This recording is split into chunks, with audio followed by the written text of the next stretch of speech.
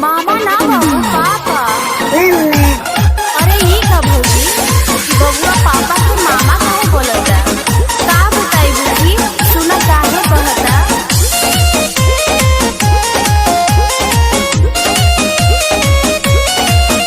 नई हर से आइल बानी हम जहिया से, नई हर से आइल बानी हम जहिया से। लइका ममवी के पापा कहता, हम सैया जी के मामा कहता। लइका ममवी के पापा कहता, हम सैया जी के मामा कहता। पानी पानी भइल बानी ननदोला जाके, पानी पानी भइल बानी ननदोला जाके। सबका सोझाई तो साफा कहता, लइका ममवी के पापा कहता। हम सैया जी के मामा कहता, लइका ममवी के पापा कहता।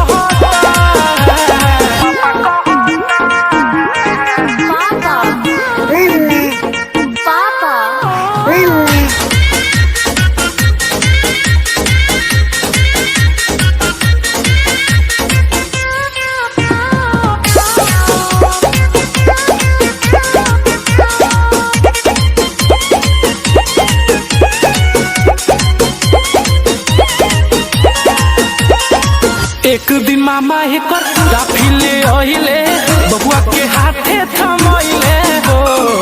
हंस के बोले भगना तू पापा पापा, बोले खातिर कैसे खैले हो।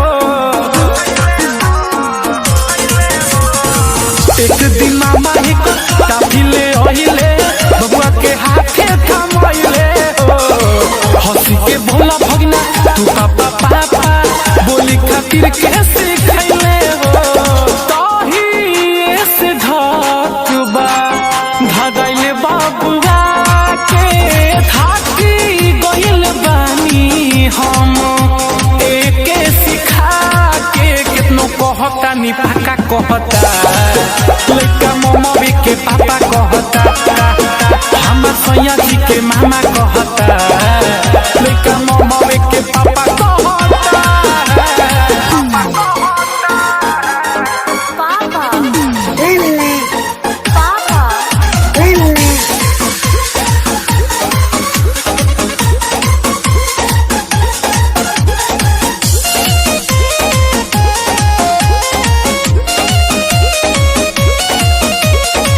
मजा लेते रहली हो मोर भौजाई, सुनी के बबुआ के बात हो।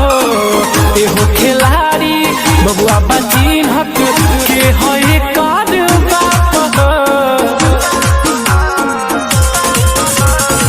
मजा लेते रहली हो मोर भौजाई, सुनी के बबुआ के बात हो। एहो खिलाड़ी बबुआ बचिन हक के है कर